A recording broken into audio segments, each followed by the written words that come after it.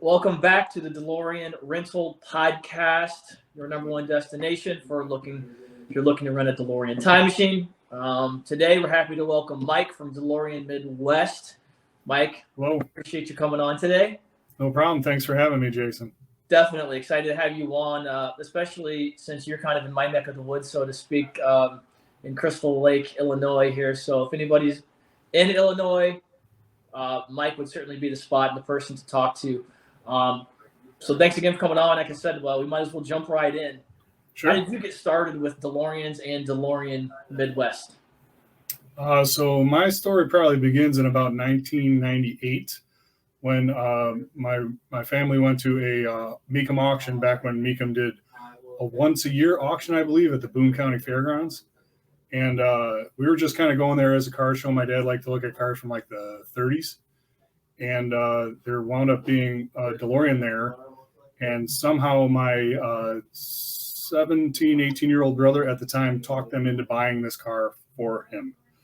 And we all just kind of got like a $5,000 car when we graduated, and he got a much more expensive DeLorean and then, had to pay them back, but never expected to come home with a car. Fast forward 7 years from that point, and I had gone through trade school and gotten an associate's degree in applied science of automotive technology and had 5 years experience working on cars. And one day I'm sitting at work in the morning and reading the paper, and somebody in the Northwest Herald was looking for a DeLorean tech. And probably if it weren't for that connection to my brother owning one, I probably would never have replied to that ad. But I wound up being the first guy that Dave and Julie Swingle bought. Of course, they started the Midwest shop, and I worked for them for 9 years, and then they sold me the shop, and me and my wife Susie now run it, and that happened January 2016, so right about 7 years ago now. Well, that leads me into my next question, which is a fun one. So the purchase of your first DeLorean, I think there's a story with this purchase, repurchase. There's a story along with this, right? Yeah, after I kind of really started getting into them after I started working for Dave and Julie, and I felt comfortable buying them because Dave did a lot of teaching me about the cars, but obviously within the first year of working on only DeLoreans, I was pretty comfortable with them and started looking for a car. Wound up finding what Dave would call the proverbial little old lady's car. And it was a woman's car for a long time. I think the lady's name was B, who had bought it in like 1984. B had passed away, and she actually gave the car to a friend of hers who took care of her the last couple of years of her life. And the friend just didn't know what she gave her, like a couple-year-old Chrysler and a DeLorean. She didn't know what to do with it. It sat on Craigslist for a while. And then I showed up, and I wound up buying the car the day Susie and I left for our honeymoon. And we bought the car in the morning, and we had like a late afternoon flight out for our honeymoon, and made the stupid mistake of borrowing money from my brand new wife to purchase the car. So probably my first stupid move as a husband.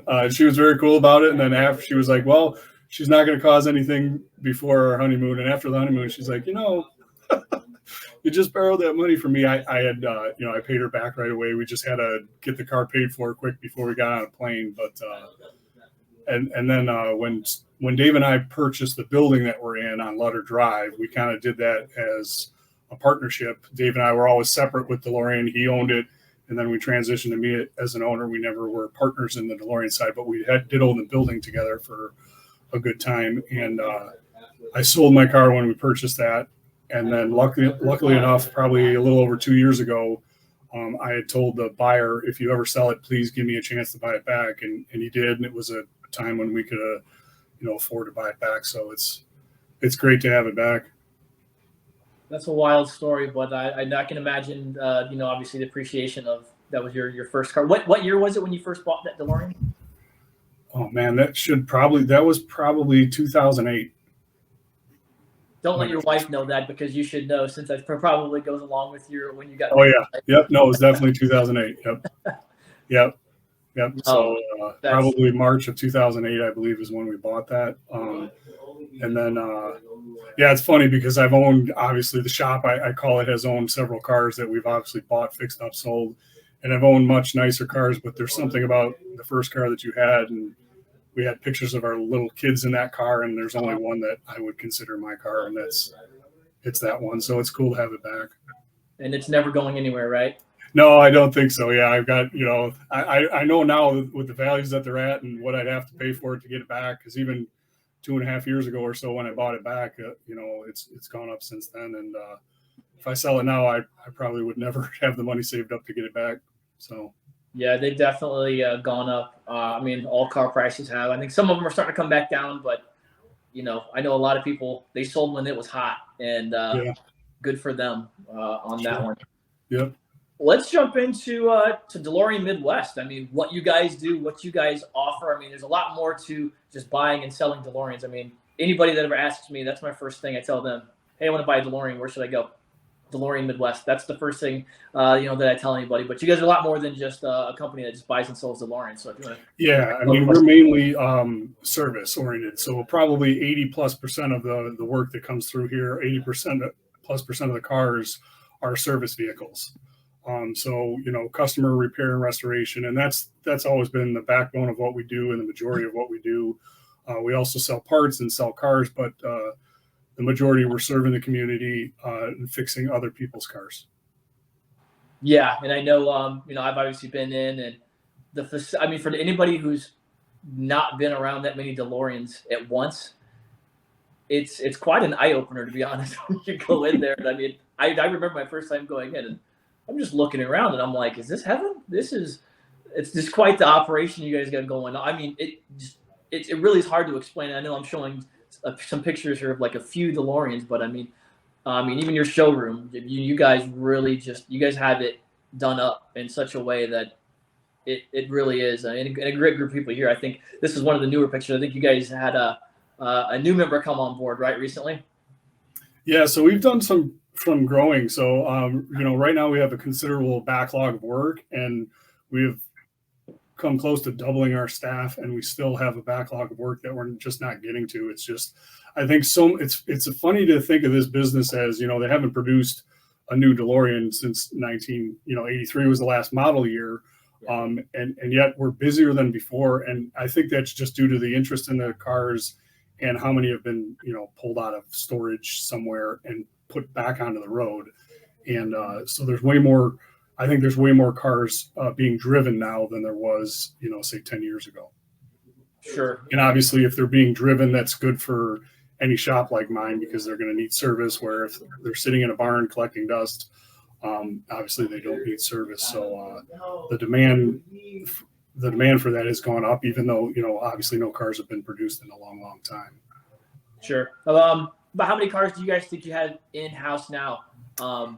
So we typically run anywhere from 25 to 30 cars. The most we've ever had in for service at one time was 37. And that's really tight.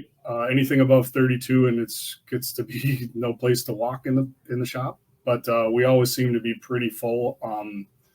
And we try to do that by design. Whenever a car leaves, we want to make space for someone else. We have over a 6-month backlog right now, so we're trying to get to that as quickly as we can. So invite those people in as soon as we have a spot. And so you guys are full service and also parts as well. I mean, certainly parts are somewhat hard to come by. I know some more so than others. But I mean, you guys are, just to let everybody know, I mean, you're full service, right? If somebody needs something for a DeLorean, you can probably help them out. Yeah, so we did for the first time ever. We have more of a full service website where you can actually go on and purchase parts. That's something that went up about 3 weeks ago, I'm guessing, and it's something aside from just a Midwest splash page giving us contact information. We've never really had a full service website up before, so we're kind of excited about that, and we're right now starting to add more and more parts to that. So you can click and purchase. And so over the next few months, we plan to, daily we're adding new stuff there. So that's an exciting new thing for us. And then obviously we are now offering more upgrades as far as engine options, brake options, suspension options, and moving more in that direction versus where we were in the past, just more general service and maintenance on stock type cars. We're really planning to push the envelope on resto mod type improvements over the next year or two. Okay, great. And I'll make sure to link, all your guys' social media and everything down in the description. So if anybody has any questions or they want to look at anything, they'll have the links readily available. So again, anybody watching or listening, the links will be in the description, so they can move forward with those. Yeah, I mean, again, just showing some pictures here of the DeLorean sitting in your guys', I wouldn't call it a warehouse, but in your guys' facility.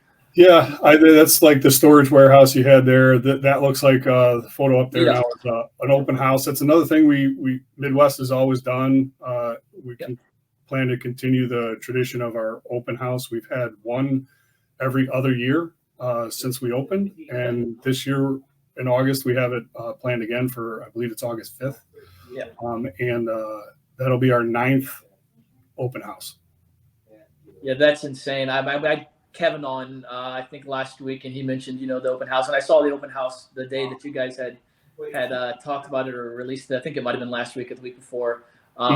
So yeah, I'm definitely planning on making that. And obviously in this picture here, you've got the what I like to say, one of the OG time machines from that's the Hollers. Yeah, the Terry Hollers. Yeah. Yes, the Hollers. I mean, that thing's got over 1 million miles. I mean, the mileage on it is insane, right? I think the last time they were here, they were at like the 850 mark, and they put a good amount of mileage on every year, so it's probably gone up since then. Yeah, and the crazy thing to me is when they built this car, we've certainly come a long way in technology and just ways to make parts for the car, right? Mm-hmm. They literally just did screen grabs from the movie and built parts, and I mean. This is way unreal. I remember Oliver telling me the story of, it was like pausing the VCR when they did this. So it's unreal. Yeah. And I like that they keep it like that too. I mean, obviously they make upgrades where they need to, but I think to me, their story is unbelievable. They really are, they're amazing people, number one. But they're great for the community too, whether it be Back to the Future, DeLorean, the Fox Foundation. They donate so much money, I know to that. So I think it's cool that they were able to stop out at the open house. With that said, I know you guys have done some time machines yourself, right? You've been involved in some time machine builds. Yeah. So give me just a second. I'm going to close my door here because we got work going on. So they're making phone calls out there. Hey, I understand. Okay, that should be better. I'm gonna turn your mic up here so I can hear you better. Yeah, so I'll start with the Hollers. I remember that we've serviced that car many times, as have a lot of shops, because you can imagine with that kind of mileage, the car has needed, a lot of service. So they've been pretty much everywhere. But I remember the first time they came in when it, must have been probably 2007. We were open for a while, and we had never seen a time machine, and I remember when. Dave said, well, you're going to see a time machine tomorrow because Terry and Oliver are coming in. I didn't know who Terry and Oliver were. And my initial reaction was like, man, who would do that to a time machine? And anyway, the next day I met them, and I was like, they're such nice people that, it warmed me up to the idea of a time machine, just because he told me kind of his story. And I think it might have even been the second time he visited, which was probably only a few months after that. But he was out in the shop talking to me. They're very social people, always wanted to get to know everyone, and the people, they're always want to know the people working on their car. When somebody new is working here, and Terry and Oliver are always like, oh, they want to go meet the new person, because that's just kind of who they are. They're great. We called them at the last open house and DCS show. They're just ambassadors to the community. And that really is a good way to put it, I think, because that's just, their aura whenever they're around the car, and they just represent the Back to the Future and DeLorean community really well. But anyway, so he his time circuits do work on the car, and he asked me my birthday. I told him my birthday, and he said, do you know what time you were born? I said, about what time I'm born. And he asked me to lean in. He took a picture of me, and I didn't think anything of it. I think he asked me for my email address. So probably like 9:30 that night, I'm getting ready for bed, checking my email, and opened his email, and it's this photo of me, on my birthday, on my birth time, in a time machine. And it was like I was 12 years old again, and I was like, okay, I get it. I get it why people do the time machines, because it's just like so much with the car culture. You're trying to connect with your youth, and I was like, man, I felt like I was 12 right there, and that for me, that time machines were cool from that point on because I got the connection. Yeah, that's the biggest thing with me, and I get it. Some people it might not be as big of a deal. Sure. But seeing that look on people's face that they didn't know whether a time machine was coming, or even a DeLorean for that matter. Forget a time machine. They're so rare to see out in the wild, as you want to say. Oh, sure. Yeah. When the time machine pulls up, the look on their face that it harkens back to them watching the movie as a kid, like it does for me. Yeah. People's reaction is another great reason, because it just puts smiles wherever it goes, right? Yo, without a doubt. So yeah, I know you've had certainly some been around the haulers. Have you had any other interactions with time machines or been involved in any of those? Yeah, so we've also been part of 3 different builds. So and it's funny, the guys who build the props are almost like artistic and prop guys, and there really is very little connection between people who are automotively inclined as far as like servicing the DeLorean itself, and people who are more artistically minded, where they're good at building the movie props and making the show, if you will, of a time machine. And so we've had 3 people where they kind of understood that, and they brought us a car, or in some cases had me locate a car for them because they're looking for a certain interior color and transmission, obviously. And then had us, do up a car, and then it went off to one of 3 different builders, actually, in this case, to become a time machine after it left here. One of them, actually, I think the guy's name is Scott, and we have a video of his car, and he did a video of his car on our DeLorean Nation channel, which has, which is a channel that just tries to kind of give people a glimpse of what the goings on of Midwest are. Yep. I think I linked to it in the last video with Kevin, and I'll link it again to here too. It's great content for anybody. Forget the DeLorean Time Machine or Back to the Future stuff. It's just amazing DeLorean content in general. So yeah, again, I'll be sure to link it in here.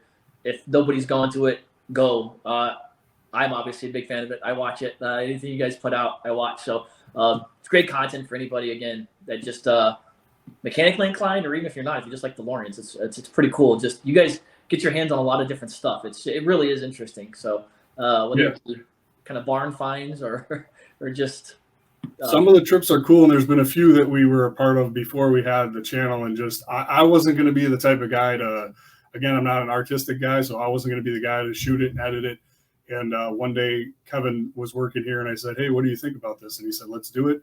And it might have been that day or the next week that we shot our first video, which it's kind of a hilarious one. If you watch the first video we ever shot, the first 90 seconds of that, Kevin and I both looked like a complete deer in headlights, because it's weird being behind the camera, and we were just didn't know what we were doing, just trying to figure it out. And I think we had a really early car there that we were trying to show some differences on. That was kind of a neat one, something different. And anyway, that was the story of how the channel had gotten launched. It kind of launched. I had it in my mind for quite a while, and then Kevin was able to help me get it up, get it going. Yeah, Kevin's great. Talked to him a lot, so I was happy to have him on, and he's got a lot of stories about his car and all of that. So that was fun. He's built a really cool car. Yeah, he just went to, I don't remember where it was, Sioux City for a rental. Yeah, yep. I know you probably heard the stories from him. Yeah, there had some snow there, and yeah, it was. I'm happy he got there and back in one piece. So he borrowed an enclosed trailer, so that helped him. Nobody wants to have a time machine out in the snow, so at least he was able to get that out of the weather. Yeah, he sent me pictures, and I was like, oh no, I saw the snow, and so thankfully that worked out. Yeah, so it worked out. Yeah, definitely. So again, Mike, appreciate you coming on. I'm going to link to all of your guys' social media, also your direct website where the people can get parts, and then also the DeLorean Nation. I think everybody should go and check that out. If you're not following Mike or Delorean Midwest, I'll have all their social media in the description. Go follow them. Don't walk, run. Go follow them. If you had any DeLorean needs, Mike is your guy.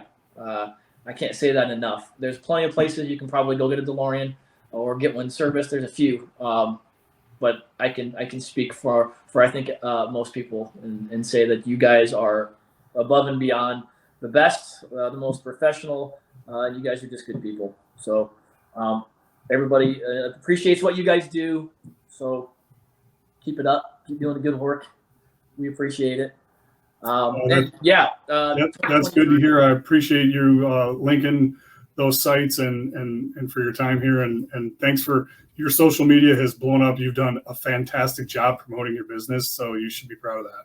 Well, I appreciate it, but it certainly wouldn't happen without you guys. And that's the truth. I mean, you guys are keeping cars on the road, and just it's exciting to see all the upgrades and just all of the fun things that are coming from you guys in the future too. So no pun intended, but I know I'm excited to see kind of where the future goes with you guys, and I'll be in soon. From my real job, we do have an office in Crystal Lake, so the next time I'm there, I'll be sure to stop in and say hello.